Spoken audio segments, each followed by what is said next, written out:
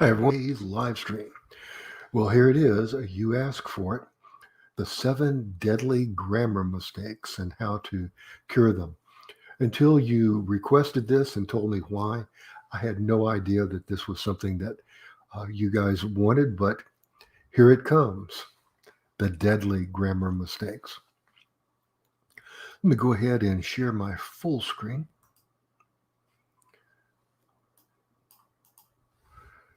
All right, we're going to begin with faulty parallelism.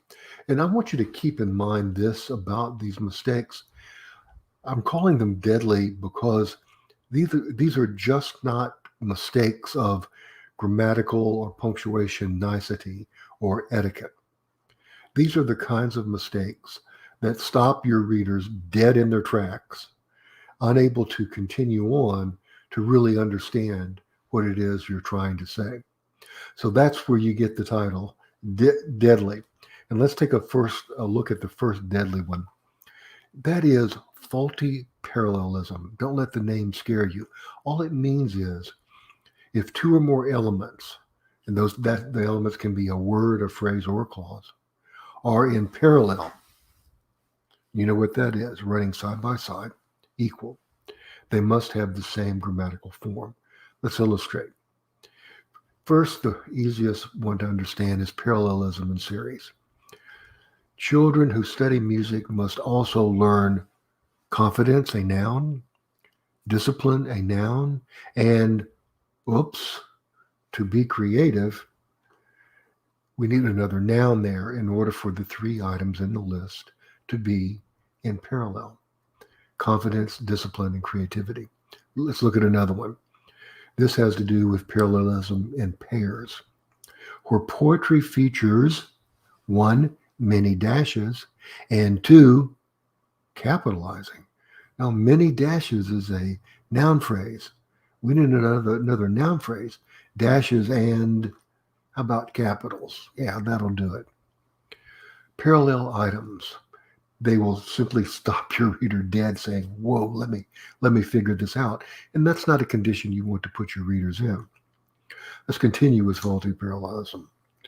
These have to do with, it's getting a little more complex now, the correlative conjunctions. The correlative conjunctions set up pairs, either blank or blank, neither blank nor blank. And the two blanks must be exactly equal. In other words, what is to the right of the first conjunction has to be exactly the same as to what is to the right of the second conjunction. Let's take a look. Nelson Mandela was, and here is our first pair, not only, what do we have? A noun, but also, whoa, now we've got a phrase, was a survivor. We need another noun there. So we have to get rid of the was. Not only a leader, but also a survivor. They have to be exactly equal. Okay, the agent told me, and here's the first correlative, either, and what's after the either? To change my flight. Or, here's the second correlative, or, what's after the or? Rent a car, excuse me. So the first correlative is followed by to change, and the second correlative needs to be followed by to rent. What is on the either side to the right of each correlative must be the same. Now here are parallel items linked with another kind of conjunction. These are than or as adverbs used as conjunctions. Let's take a look at them. It's easier to speak in abstractions than grounding. It's easier to speak than to ground.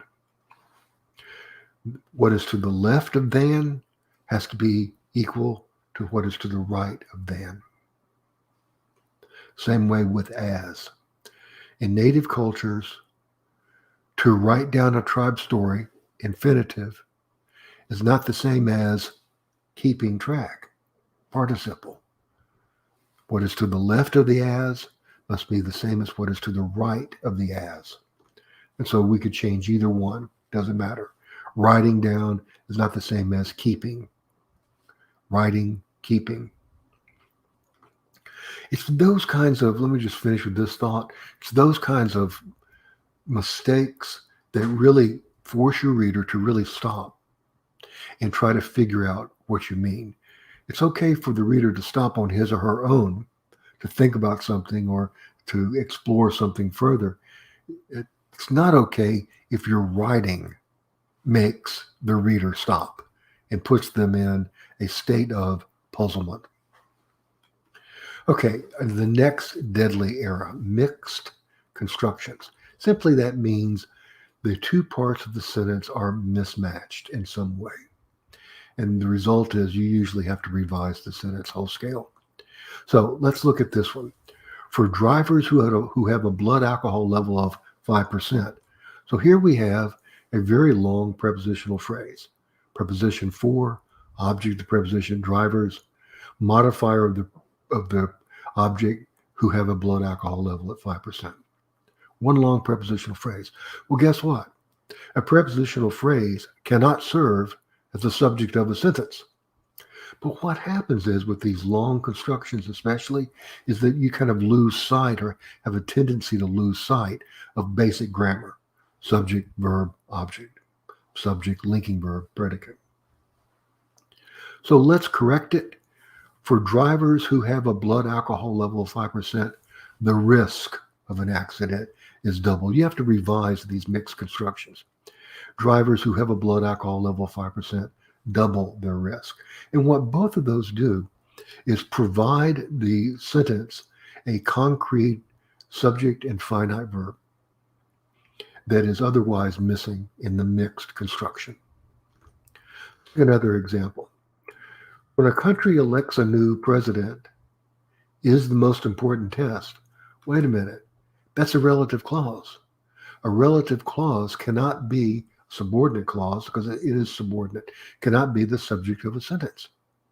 So that is a mixed construction. The subject and the verb predicate do not coincide to form meaning. Electing, let's change the relative clause to a prepositional phrase. Participle phrase, excuse me. Electing a new president. A participle can be a subject, is the most important test of a democracy. Although the U.S. is a wealthy nation, but 1/3 of its children, well, you've got a coordinated conjunction there.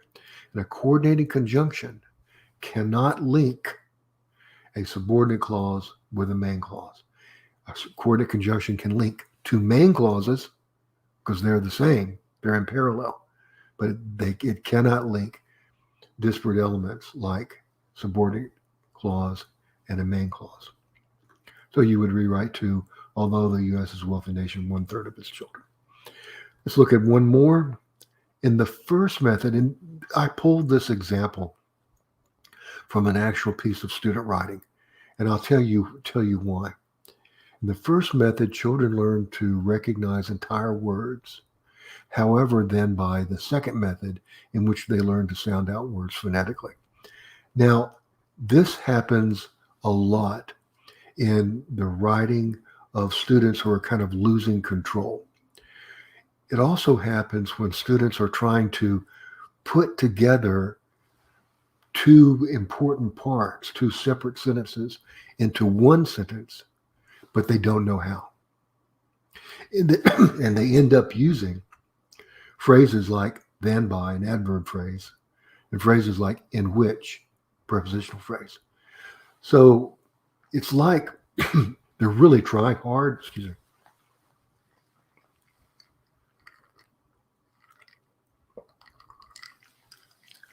It's like they're really trying hard to do sentence combining, but they don't have the tools. And so that's why I spent 8 weeks with you on sentence combining, so that whenever you want to combine two sentences, you have the tools to do it. In this case, we would say in the first method, children learn to recognize entire words, semicolon, however, in the second method. And notice how the use of the semicolon and the however set up a good parallelism so that the construction is no longer mixed. We have two equal elements on both sides. Okay, faulty era, dangerous era, deadly era, number 3, faulty predication. What is faulty predication?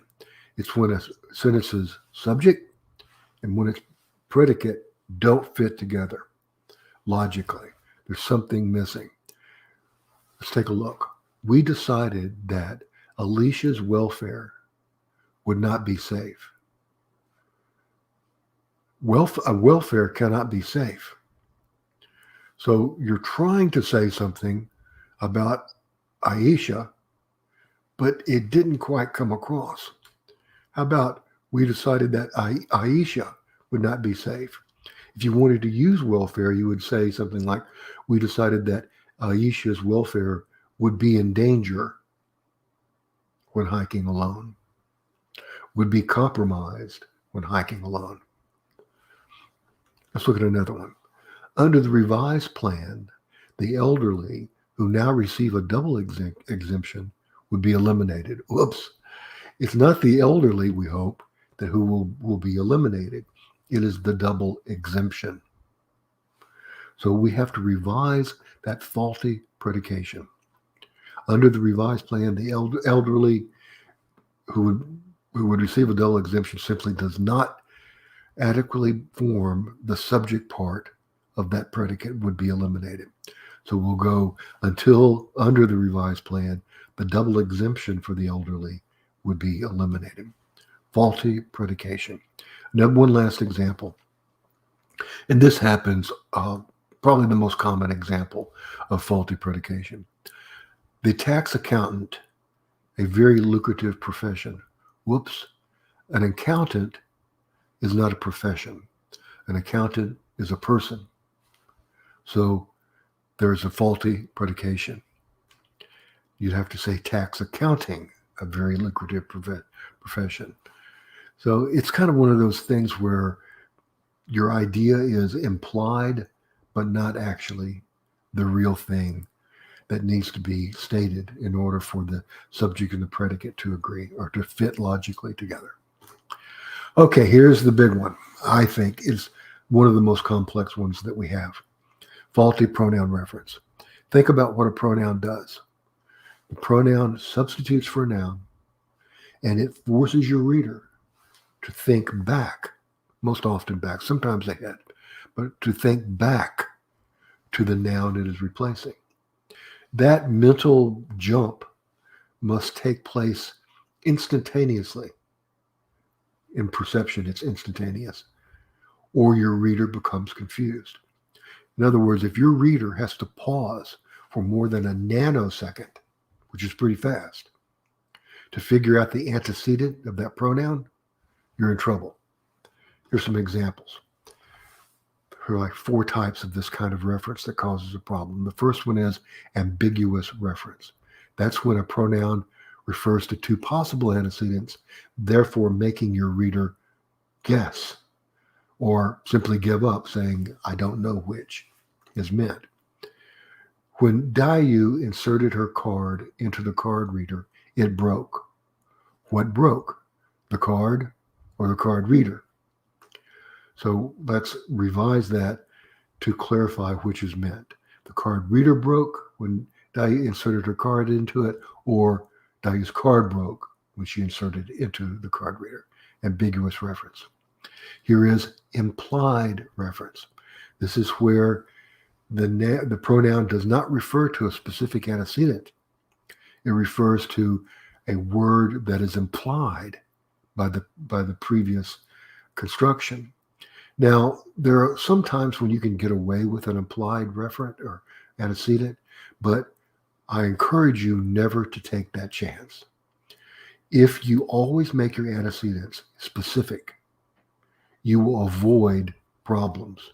And you will have to say, well, will my reader get that or not? You never want to be in that position. You never want to put your reader in that position. Examples. After braiding Tamika's hair, Angelo decorated them. Decorated them?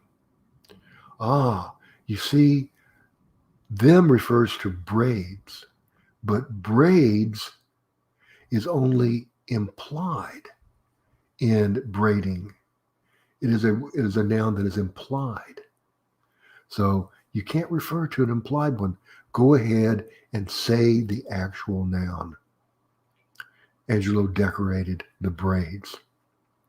You could say, after putting braids into Mika's hair, Angelo decorated them. That would give you a specific reference. So Rika's father is a music teacher. It is a profession. What's implied? Teaching is implied in the word teacher. You don't want to have your pronoun refer to an implied noun. Go ahead and put that noun out there. And this is probably the most common one I see. Let me explain it to you. In Dr. Patel's study of thermal sensation, she. Now, the pronoun is she. And you think, well, it refers to Dr. Patel. But look closely at the sentence. The noun Dr. Patel does not exist in this sentence.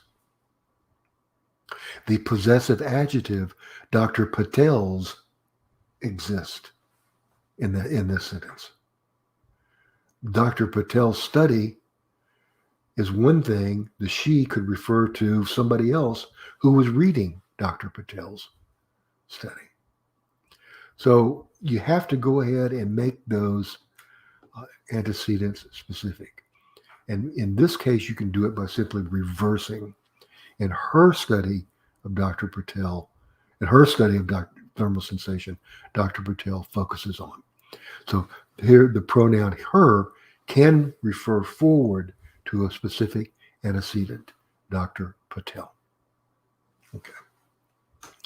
Next type of faulty pronoun reference, broad reference.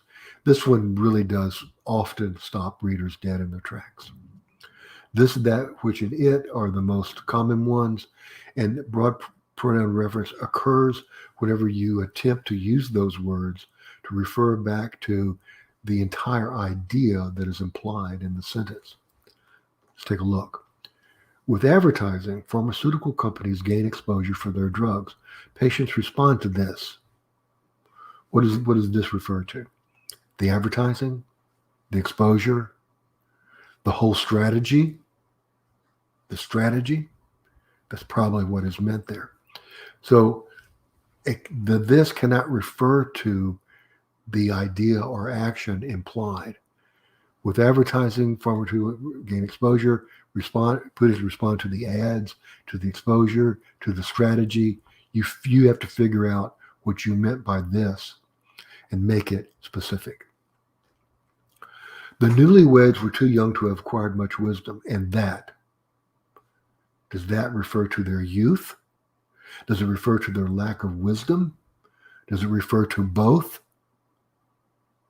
Don't know. It's broad reference. So you have to go ahead and make it specific. A fact that. Now, a fact can indeed be a summary of the previous statement. Okay, error number 5. How are we doing on time? Okay, doing good. Got 3 more. Needless shifts. What the heck are those? Rule is to avoid needless shifts, and needless shifts occur in the following cases. Point of view. Point of view has to do with first, second, or third person. When our class, first person, practiced rescuing a victim from a wrecked car, you, the student, were graded on your speed. But we have a shift from the first person point of view, our, to the second person point of view, you. You have to make them the same. When our class practiced, we were graded on our first person plural, consistent throughout the sentence. Also, avoid needless shifts in verb tense, another common one. When the earthquake happened, cars and people, sounds like I'm having an earthquake outside. When the earthquake happened, cars and people are no longer ruled by gravity. Happen past tense, are present tense. You have to bring them together. When the earthquake happened, cars and people were no longer ruled. When an earthquake happens, cars and people are no longer ruled. English shifts in mood. Two moods, indicative and imperative. Also a third mood, subjunctive, but we're not going to cover it. The first mood, the counselor advised. This indicative mood, the counselor advised. We have a subject and a verb and an object. Look at the second sentence.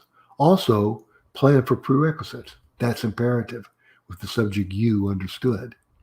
You cannot blend, should not blend, the indicative and the imperative moods.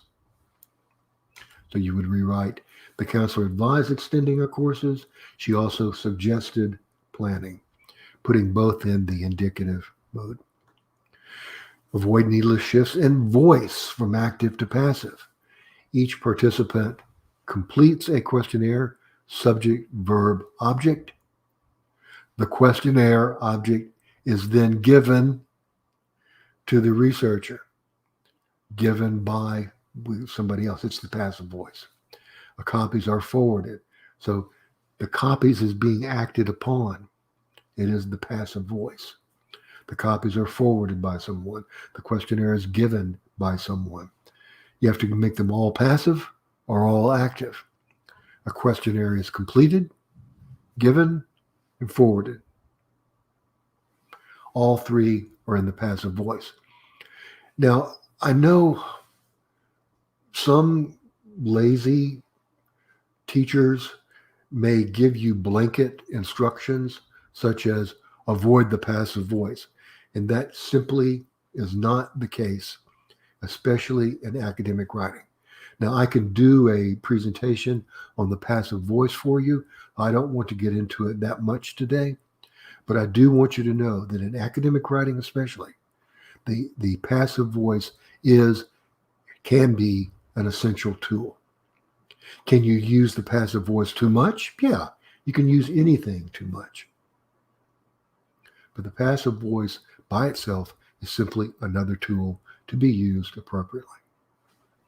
Okay, how are we doing on questions?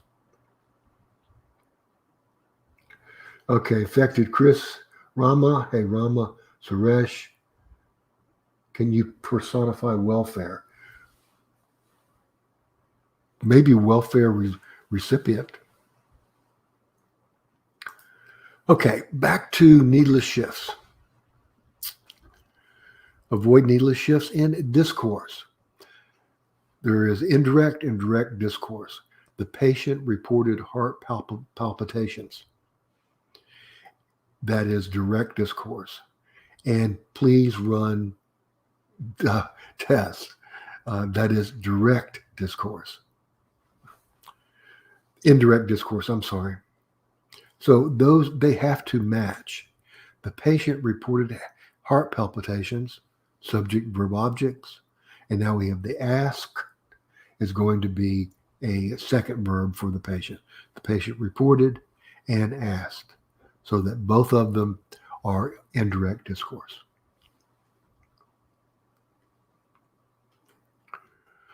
Okay, error number 6, sentence fragments. There are various kinds of sentence fragments. One is the subordinate clause fragment. That's when the subordinate clause is set off as if it were a sentence. The world has come to fear the COVID virus. And look at that semicolon. Remember, the semicolon acts just as a period, except you do not capitalize after it. Therefore, the semicolon is causing a fragment.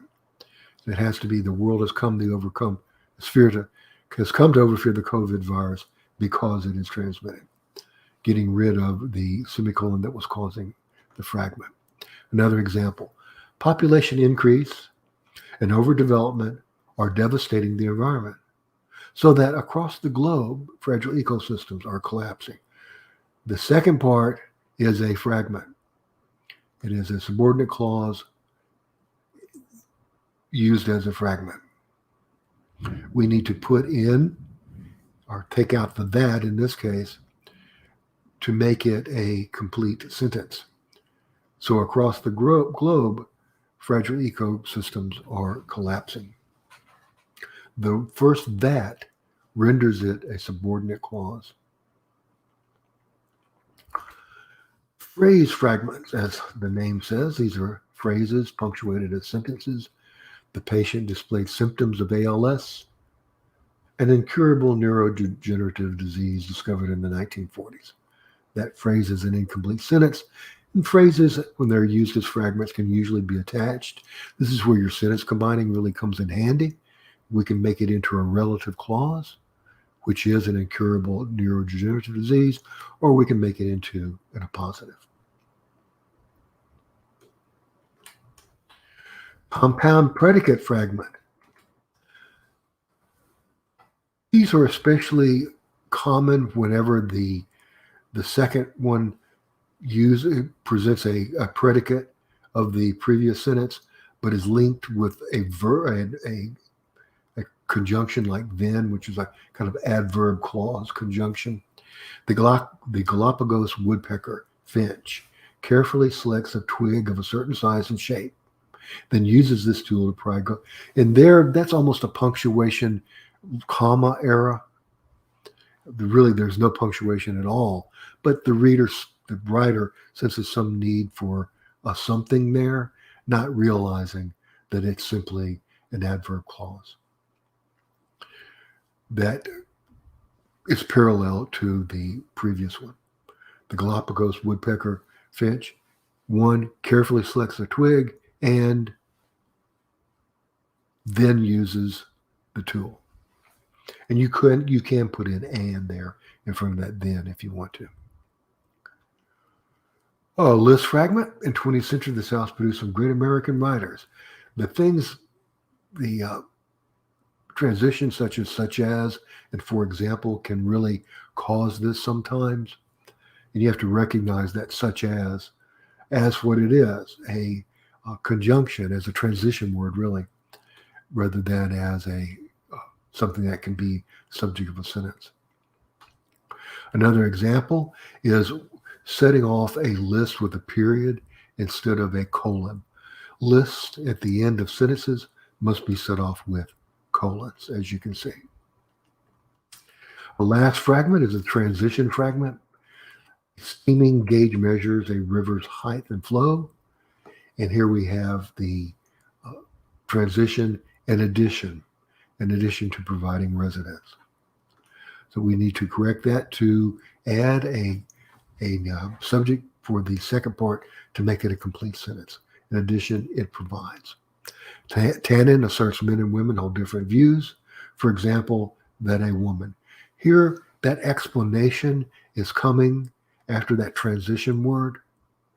And explanations have to be set off with either a colon, or if they're not set off by the colon and there's a period, they have to become complete sentences, as we see here. Okay, our last era, non-idiomatic expressions. These occur most often with people who are using a dialect to write, or simply people who don't, at the time they're writing, remember the correct phrasal verb, and so just takes a guess. And you don't want to do that. You don't want to take those kinds of guesses. So let's take a look first at prepositions for time and place. I found a handy little chart for the most common of these prepositions, which are at, on, and in, which are used very specifically in certain places to show time. As you can see, at for a specific time, on for a specific day, and in for a specific period.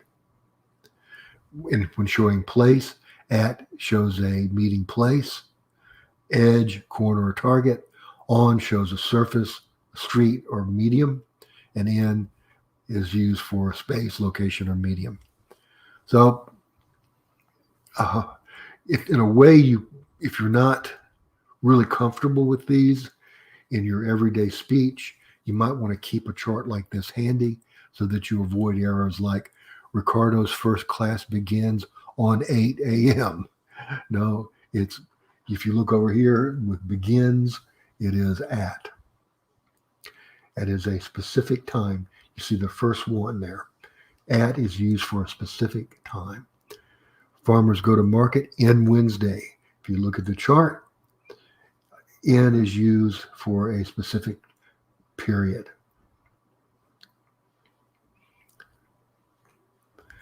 Penelope landed a job at one of the largest computer manufacturers on China, and you see that it should be in China, which refers to, in showing place, a specific geographic location. Then there are the phrasal verbs. Lots of phrasal verbs in English. And you might need a chart if you're not really comfortable with them in order to be sure.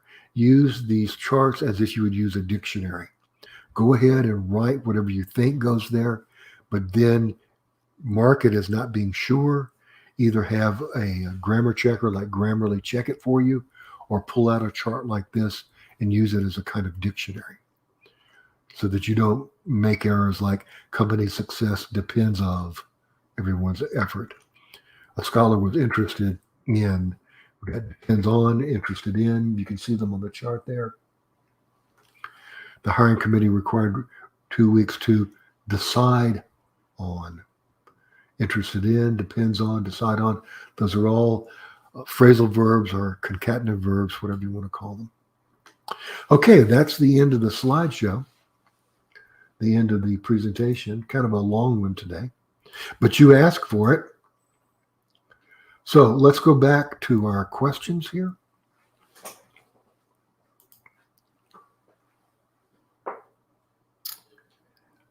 Infected Chris. That sentence about recognized. Yes, it is. That is a great way of describing mixed constructions. They're a mess. They're a mess because the student tried to combine two sentences but didn't know how. Can you personify welfare?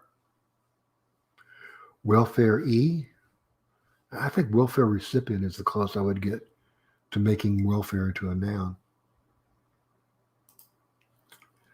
I'm talking about the sentence examples. Okay, you're welcome, Suresh.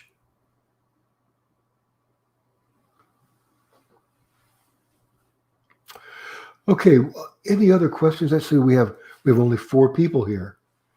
I guess my the little tease didn't work that well. Well, that just leaves us plenty of time to answer your questions. Suresh, I'm glad you found it awesome because you were the one who requested it, and I was happy to do it for you. Okay, now comes the question part of our presentation. We have finished with the main slideshow, Deadly Grammar Mistakes. Hope it helped you. And now we want to get to your questions and concerns. This is our check-in period. So Rama, what are you working on? Infected Chris, what are you working on? Suresh, what are you working on? How's it going? And what questions do you have about this or any of the subjects that you're working on? And I will take time to clear my throat.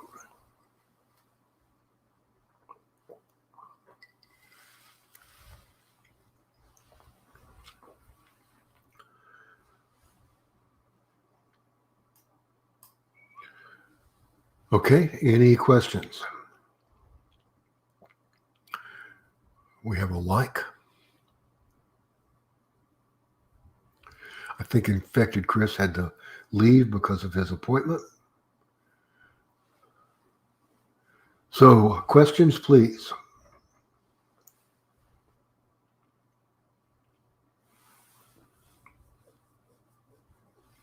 Here's a question. We decided that Aisha's welfare would not be safe when hiking alone. For the above sentence, can we front? Oh, no, you cannot. I'm sorry. Welfare is a noun that does not refer to a person. So welfare is not something that can be safe. Welfare can be preserved. Welfare can be preserved extended, allowed, but not be safe. That is a human characteristic. Thank you for that question, Suresh. That is definitely the kind of question that comes when you're in the process of mastering, which you are, Suresh, mastering English vocabulary, and kind of some of the differences are really highly involved, so to speak. I don't think so. Uh, when you say it, you're referring to welfare, right? And what I'm saying is that no, you cannot make welfare into a person. It cannot be personified. If you have some examples of what you're thinking of how to personify it, I would like to hear them.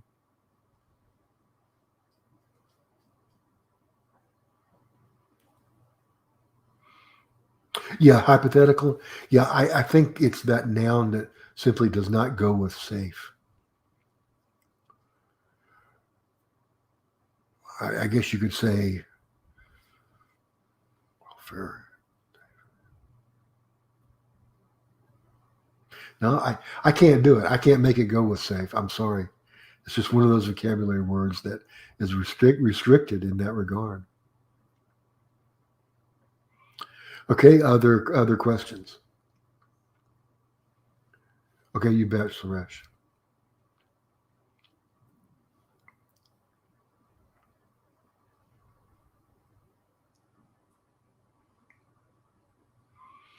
Okay, well, if there are no other questions, I guess we can go ahead and end the broadcast.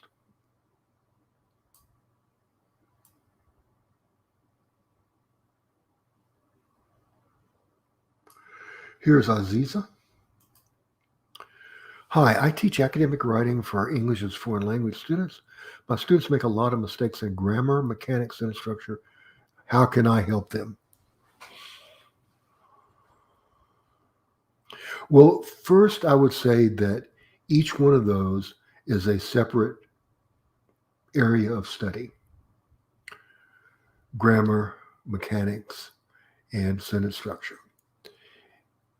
And the second thing I would say is that since they are EFL students, it would be best if each one is approached on its own and the students are given a lot of time to learn what they need to learn in those areas. Now, if you're looking for a shortcut, I would say the best shortcut for sentence structure would be sentence combining. And I spent 8 weeks on sentence combining. It basically breaks down the possible constructions in English into 8 divisions: relative clauses and phrases, appositives, participle phrases, absolutes, subordinate and coordinate clauses, noun substitutes, and one more that I'm not remembering. And generally speaking, what the research has shown is that if students can manipulate those 8 structures, they will have a really good grasp on grammar. Now, grammar is how sentences are put together, what words fit in what slots in an English syntax. Mechanics has to do with punctuation, all that kind of stuff. Unless by grammar you mean things like usage, like agreement, that kind of thing.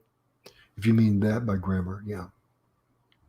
Mechanics is punctuation, capitalization, and sentence structure. That I think that's the important one that I would focus on. Oh, Suresh, that question has come up in chats before, and there were some great suggestions for kind of international versions of Grammarly. And I don't remember them from that chat. If I stop my screen sharing and brought up a Google Chrome, let me share this Google Chrome. Oh my God.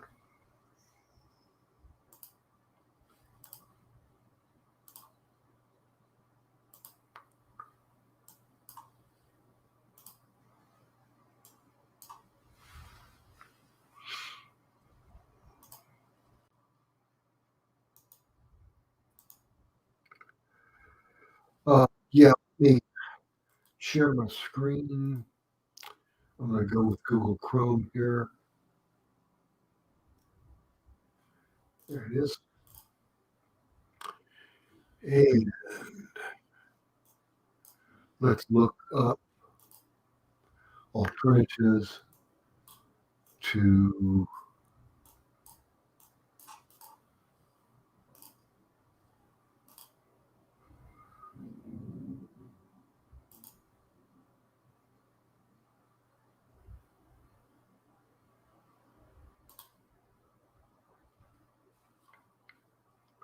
sorry.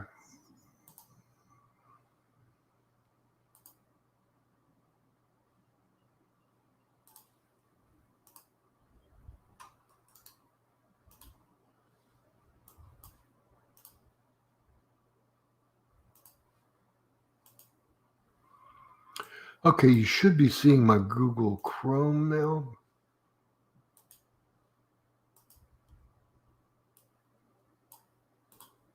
Yes, you are. Okay. So let's type in alternatives to Grammarly. So Pro Writing Aid is cost. Now here are the top alternatives.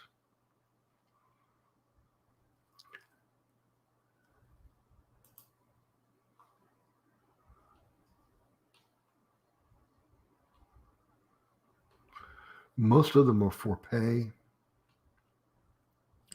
pricing. Some of them are not. One thing we could do is to put in free. Let's see what we got.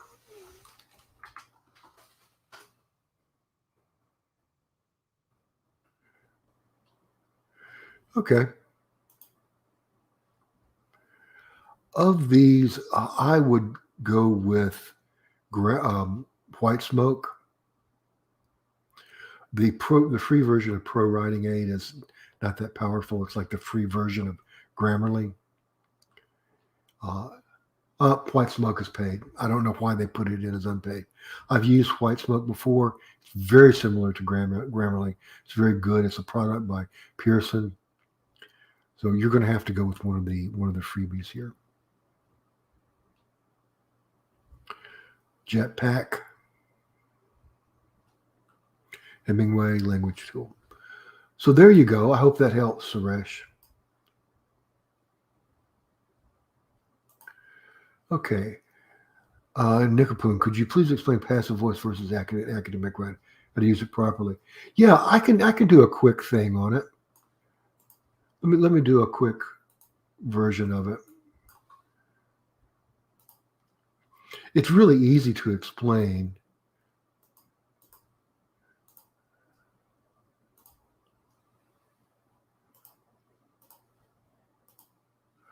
Okay, you should be seeing my word screen now. Yes, you are.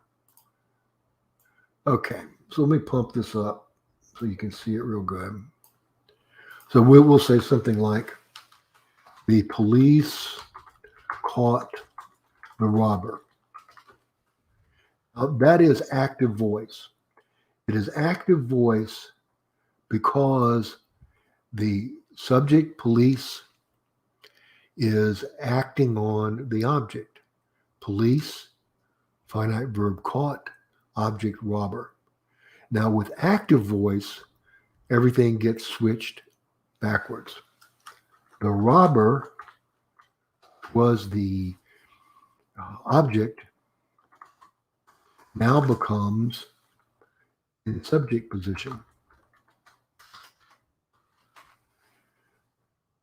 And for verbs, you put in a be verb,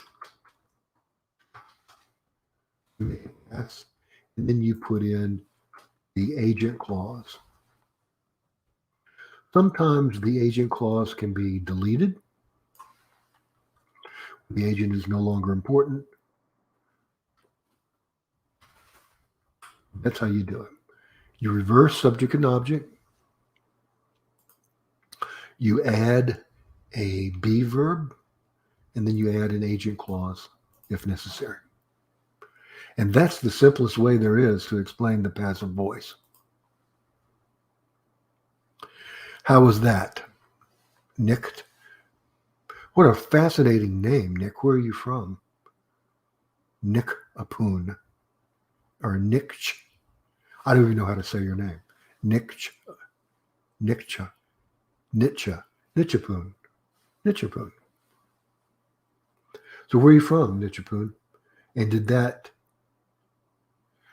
help?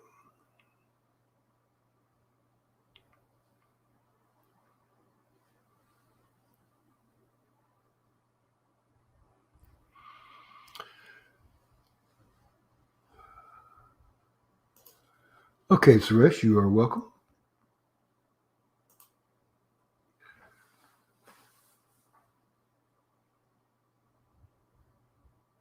Okay, well, more questions, or do we need to go ahead and sign off?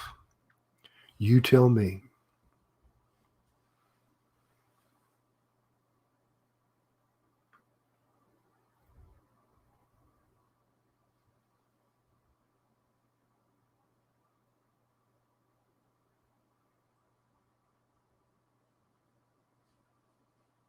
Okay, well, I'm going to go ahead and end the broadcast.